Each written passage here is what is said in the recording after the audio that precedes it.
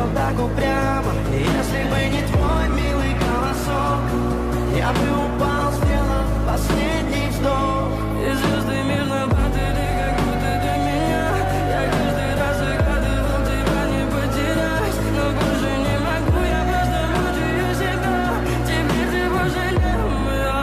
В камине в 6 утра фотография твоя, горят воспоминания о тебе.